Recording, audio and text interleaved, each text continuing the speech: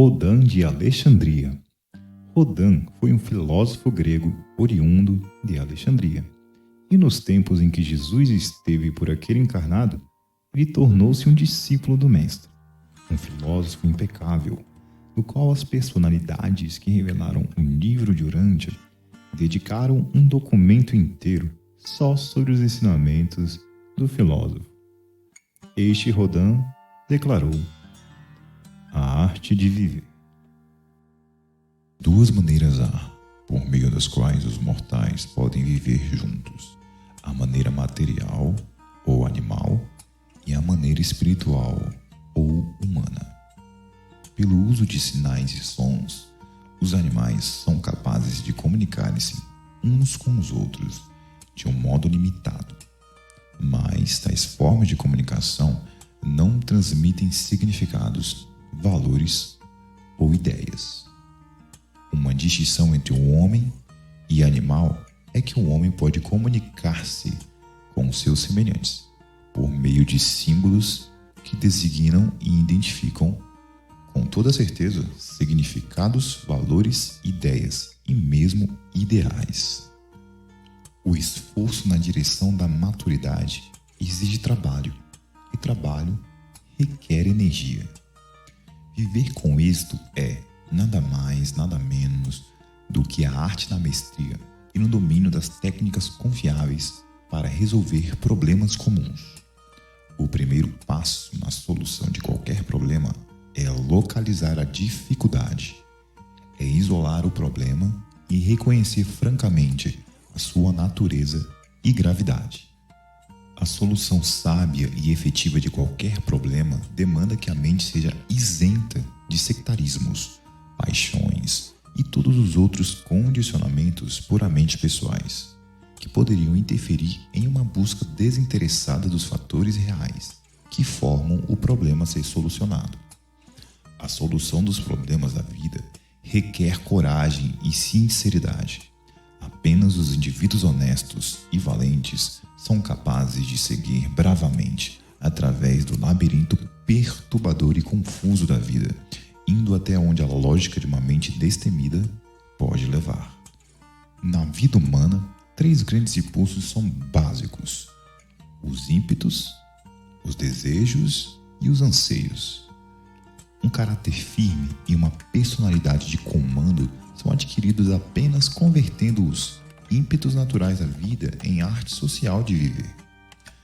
Pela transformação dos desejos, do instante presente, em anseios mais elevados, que sejam capazes de um alcance duradouro, enquanto o anseio lugar comum da existência deve ser transferido das ideias convencionais e estabelecidas para domínios mais elevados de ideias inexploradas e ideais por serem descobertos.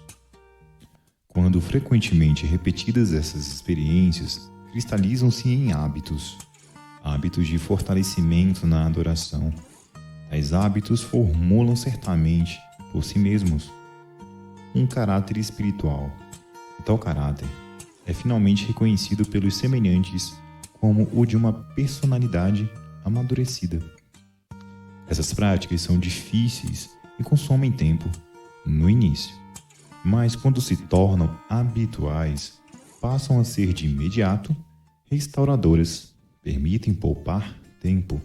Quanto mais complexa a sociedade torna-se e quanto mais as atrações da civilização multiplicam-se, mais urgente torna-se a necessidade, nos indivíduos que conhecem a Deus, de transformar essas práticas protetoras cada vez mais em hábitos destinados a conservar e aumentar as suas energias espirituais. Os anseios da maturidade. O esforço na direção da maturidade exige trabalho, e trabalho requer energia. De onde viria o poder para realizar tudo isso?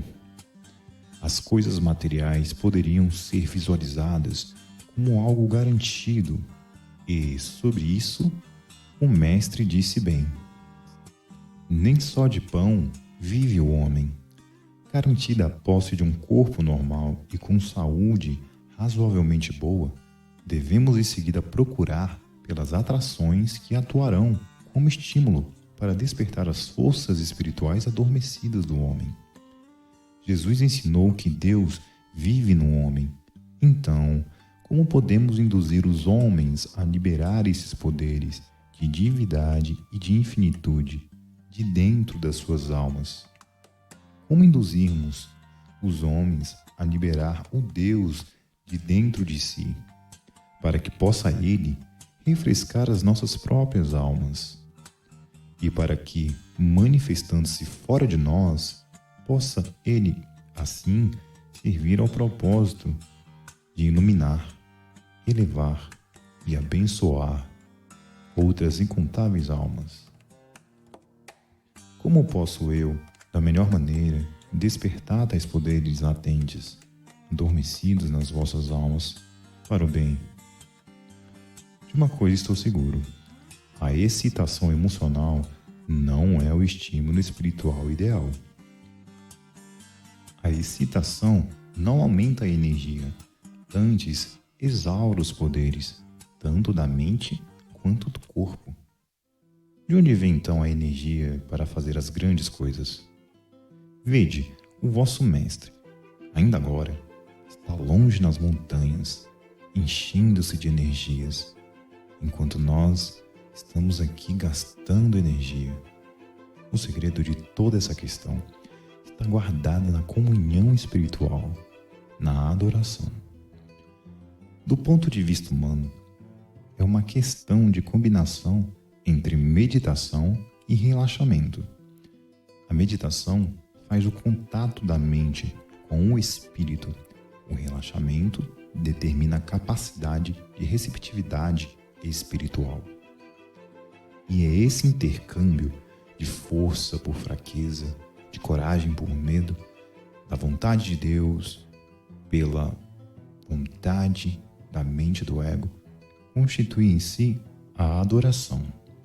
Pelo menos, é este o modo pela qual o filósofo a vê.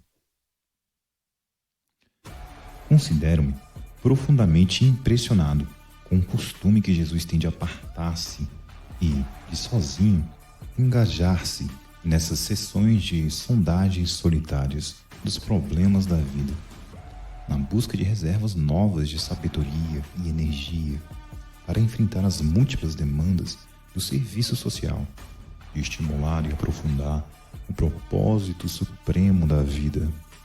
Ao sujeitar a personalidade total à consciência do contato com a divindade, de lutar por alcançar métodos novos e melhores de ajustamento às situações sempre mutantes da existência nesta vida, de efetuar aquelas reconstruções vitais e os reajustes nas atitudes pessoais, que são tão essenciais ao discernimento elevado de tudo o que é real e que vale a pena, e de fazer tudo isso com os olhos apenas na glória de Deus, e respirar com sinceridade na oração favorita do vosso Mestre.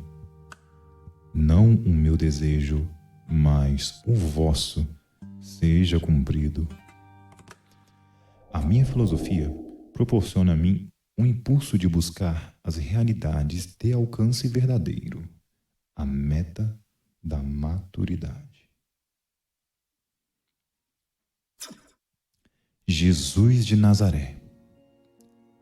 No que é revelado nos documentos do livro de Urântia a respeito da vida e dos ensinamentos de Jesus são de grande quantidade e mesmo detalhes de como o Mestre vivia sua vida como um homem entre os homens. Sendo ele, claro, Deus, tendo atributos perfeitos da natureza espiritual do mesmo Deus, do qual ele muito bem chamou de Pai Celestial, citarei de modo a conectar textos que refletem o que ele fazia. Como, aonde e por que tudo o que ele realizava e ensinava sempre tinha um reflexo da sua conduta religiosa, da fé viva, que ele manifestava na presença da comunhão, adoração direta dele com Deus. Muitos dos hábitos valorosos que Jesus fazia durante sua fase adulta eram decorrentes da educação familiar que ele recebera dos seus pais humanos, José e Maria. Por isso, começa pelas seguintes situações.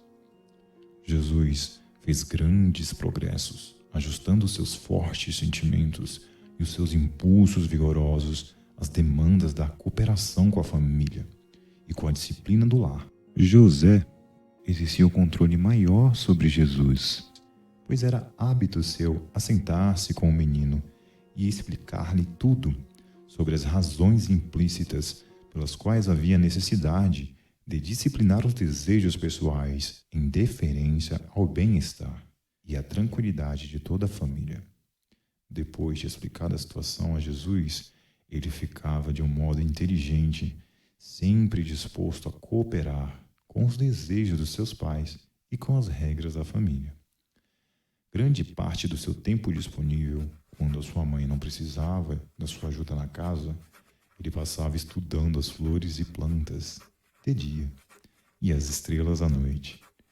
Ele demonstrou uma tendência inconveniente de deitar de costas e ficar olhando contemplativamente para o céu estrelado até muito depois da hora de dormir, no seu bem ordenado lá em Nazaré.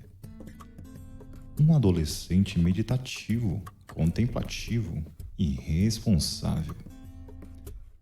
Aos 11 anos, Jesus era um jovem vigoroso, bem desenvolvido, moderadamente bem-humorado e bastante alegre. Mas, desse ano em diante, ele tornava-se mais dado a períodos peculiares de profunda meditação e contemplação circunspecta.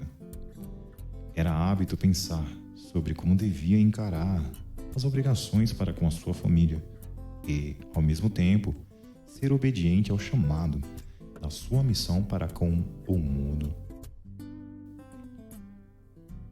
O hábito de reservar-se a conversar com quem o queira. Era hábito de Jesus manter uma conversa especial, por 2 noites a cada semana, com indivíduos que desejavam falar com ele. Ele fazia isso em um certo canto isolado e abrigado do jardim de Zebedeu. Hábito de estudar a vida, a mente dos homens de diferentes culturas, chamados de gentis pelo povo judeu da época. Ter vivido boa parte do tempo em Séforis durante 6 meses proporcionou a Jesus uma nova oportunidade de conhecer melhor o ponto de vista dos gentios. Trabalhou e viveu com os gentios e de todas as maneiras possíveis estudou de perto e com cuidado os seus hábitos de vida e a mente deles. Um estudante da natureza. Jesus era um estudante cuidadoso da natureza. Era um pescador experiente e conhecia os hábitos dos peixes no mar da Galileia. Os hábitos da natureza moral de um Deus homem com 20 anos de idade. Rapidamente, Jesus está tornando-se um homem feito, não apenas um jovem, mas um adulto. Aprende a suportar a responsabilidade e já sabe como perseverar na presença de decepções. Comporta-se bravamente quando seus planos são contrariados e os propósitos temporariamente derrotados. Aprende como ser equânime e justo, mesmo diante da injustiça. Está aprendendo como ajustar os seus ideais da vida espiritual às demandas práticas da existência terrena. Aprende como planejar a realização de uma meta mais elevada e distante de idealismo, enquanto labuta honestamente para a realização de um fim de alcance mais imediato por necessidade. Com desenvoltura, avança na arte de ajustar as suas aspirações às demandas banais da condição humana. Já conquistara praticamente a mestria da técnica de utilizar a energia do impulso espiritual para fazer girar o mecanismo da realização material. Está aprendendo devagar como viver a vida celeste, enquanto continua na sua existência terrena. Mais e mais, Jesus acolhe o direcionamento último do seu Pai Celeste, enquanto assume o papel paterno de guiar e direcionar as crianças da sua família terrena. Está tornando-se experiente em arrancar a vitória do âmago da própria mandíbula da derrota e está aprendendo como transformar as dificuldades do tempo nos triunfos da eternidade.